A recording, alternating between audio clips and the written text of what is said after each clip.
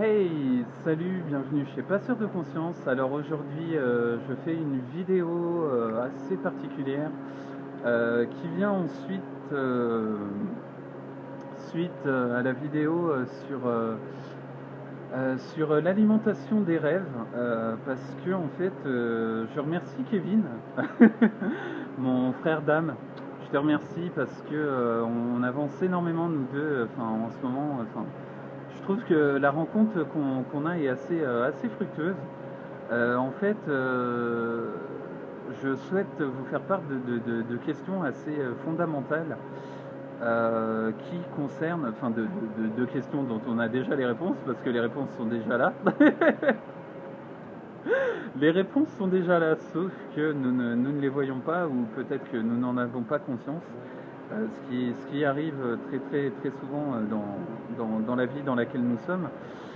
Euh, mais ça revient aussi à la certitude d'être nous-mêmes. En fait, je me suis aperçu hier en discutant avec Kevin, je me suis aperçu moi-même que, en fait, je m'auto-conditionnais à une sorte de frustration qui me réfrénait plus à ne pas développer mon potentiel. C'est-à-dire que euh, ça revient à une forme de pression et d'oppression intérieure et externe qui ne dépend pas forcément de nous, ou ne dépend, enfin, qui engendre plutôt un certain malaise. Et ce malaise-là, je trouve que ça bloque le potentiel. En fait, le potentiel d'être soi-même en est bloqué. C'est-à-dire que on se refuse de s'exprimer, on se refuse d'être, on se refuse de vivre, parce que c'est clairement ça. Pourquoi est-ce qu'on se refuse de vivre? Parce que les conditions sûrement du milieu dans lequel nous sommes, les conditions intérieures, les conditions sociales, les conditions économiques, les conditions politiques, ou les conditions quelles qu'elles soient, en fait, nous enferment. Et donc, comment lutter contre ça? Enfin, est-ce qu'il y a à lutter contre ça? À mon avis, non. Non. Parce que ça vise juste d'être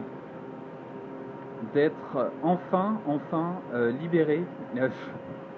C'est-à-dire que l'expression que j'ai est un champ immense de potentiel, est un champ immense de possibilités. Et ce champ-là, en fait, dans notre rapport à l'image de la société, à l'image qu'on a dans une communication, ce rapport-là, on le renferme énormément pour éviter justement de pouvoir être nous-mêmes. Sauf que vous allez me dire, mais vous êtes sérieux? Pourquoi faire ça? Mais pourquoi?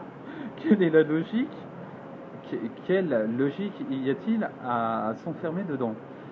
Est-ce que on a peur justement d'être authentique? Est-ce qu'on a peur d'être pleinement présent? Est-ce qu'on a peur d'être aussi? Est-ce que la peur justement nous formate à justement à rester là où nous sommes et à ne pas bouger? Est-ce que la peur nous enchaîne? Est-ce que cette peur de pleinement s'exprimer, de pleinement s'affirmer, de pleinement être sans attendre en retour quoi que ce soit, est-ce que c'est finalement cette peur qui, quelle qu'elle soit, enfin, peu importe la forme qu'elle prenne, ça peut être une forme de pression de l'entourage, de pression en soi-même, de performance, de choix de vie, ou de décision, tout simplement. Les décisions peuvent aussi refléter ce fond sous une forme de pression et d'oppression, et qui nous empêche finalement de vivre. Et j'en reviens un peu au sujet de la spéculation de la vie, parce que voilà, parce que pour moi, spéculer la vie, en fait, ça revient à une forme d'oppression de ce qu'elle est, parce qu'on n'a pas connaissance de la vie. On ne sait, enfin, on est tout le temps en train d'apprendre chaque jour à savoir qui nous sommes, à savoir ce qu'on est. Et je trouve que en fait, il n'y a pas d'acquis dans le sens où j'ai toujours à apprendre de toi, j'ai toujours à apprendre de moi-même, j'ai toujours à écouter, à me comprendre, à aussi, à aussi percevoir parce que la perception fait partie de nous et ignorer aussi ce côté de la perception, c'est ne plus avoir de fondement, de fondement en sachant que j'en viens aussi un petit peu au sujet de la logique et de la raison, c'est que euh, argumenter est enrichissant, sauf qu'argumenter pour avoir raison, c'est plus en fait se bloquer dans des idées préconçues, je vais le dire, parce que moi j'ai eu énormément d'idées d'idées préconçues, d'idées préconçues et peut-être que j'en ai, c'est aussi possible, mais j'apprends de plus en plus à justement à voir autrement. C'est-à-dire que je suis le fluide du mouvement de la vie, du mouvement de ce qui peut être. Par exemple, je prends le monde du travail, c'est vraiment quelque chose auquel nous sommes peu préparés. Je me rends compte que c'est quelque chose dont la prise de conscience est extrêmement complexe parce que on nous formate à une manière de voir les choses, à une manière de s'y adapter, à une manière de les ressentir, à une manière, sauf que chacun a sa propre sensibilité et formater quelqu'un à sa sensibilité, à sa manière de percevoir, à sa manière d'être, c'est aussi un petit peu l'endoctriner, voilà. Pour moi, c'est justement un certain endoctrinement qui confine la liberté et qui la rend confus en fait. On devient de plus en plus confus avec tout ça. Je vais sûrement, parce que je sens en ce moment qu'il faut que je parle d'application, euh, c'est un peu, pour le coup, c'est un peu complexe d'en parler. L'application des choses, c'est, euh, comment dire,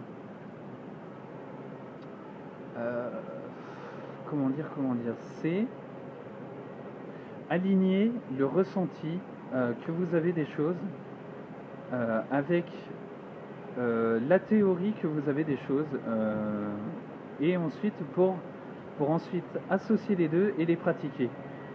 C'est comme par exemple, je vais prendre quelqu'un qui fait du judo. Il y a l'enseignant, il y a celui qui qui vous apprend les différentes techniques. Il y a votre sensibilité, votre interprétation, et ensuite à partir de ces deux fondements, vous allez pouvoir l'appliquer.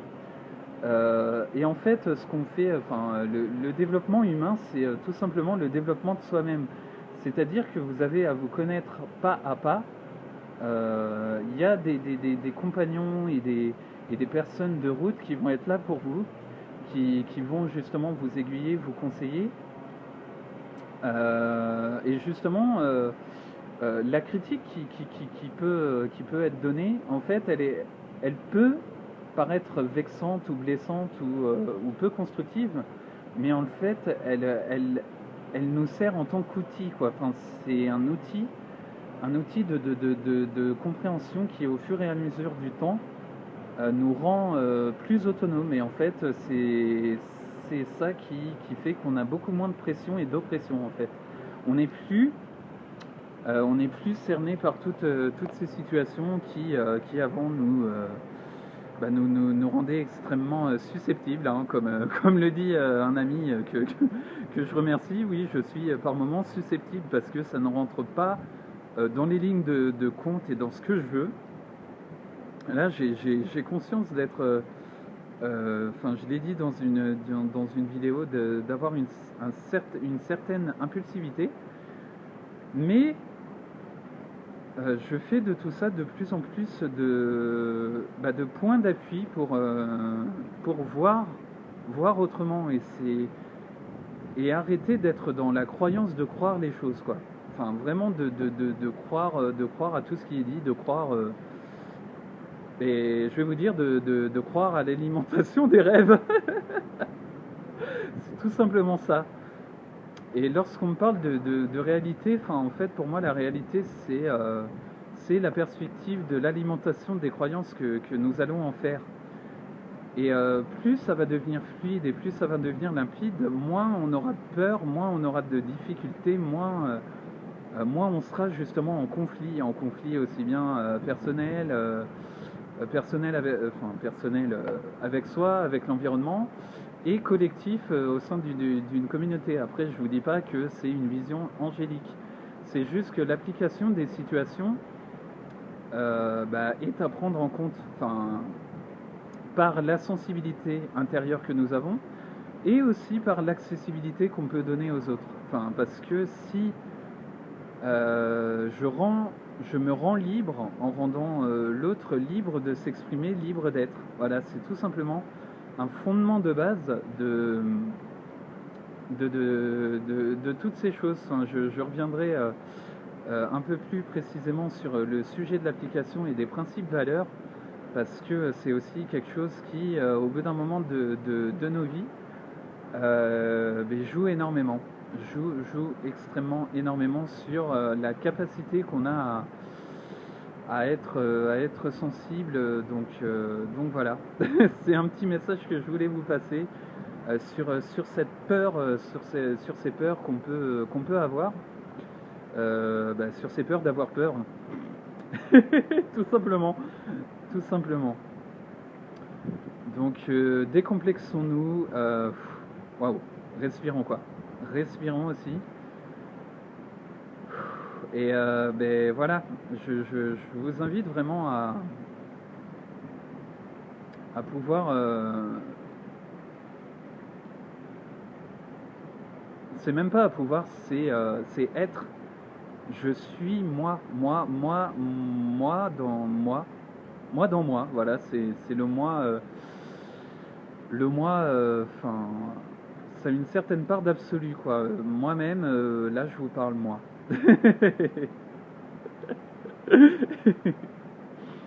Donc, oui. Voilà un peu le message. Oser, mais trembler, comme le dit un livre qu'un ami m'a conseillé. Oser, mais trembler, quoi. Voilà. Donc, c'est un petit message que je voulais vous faire passer. Dans tous les cas, c'est toujours avec joie que je vous fais ces vidéos. Je vous invite à me laisser un petit message sur la page Passeur de Conscience, à vous abonner à la chaîne YouTube. Si vous avez des questions pour tous ces messages que je transmets, je suis pleinement disponible et c'est toujours avec joie que j'y réponds. Donc voilà, en tout cas, je vous aime. Soyez, comme je le dis à chaque fois, méditez, comprenez les choses, agissez, et aussi soyez dans l'application de ce que vous êtes. Et voilà, gros bisous à vous, je vous aime et je vous dis à plus pour une prochaine vidéo. Salut à tous.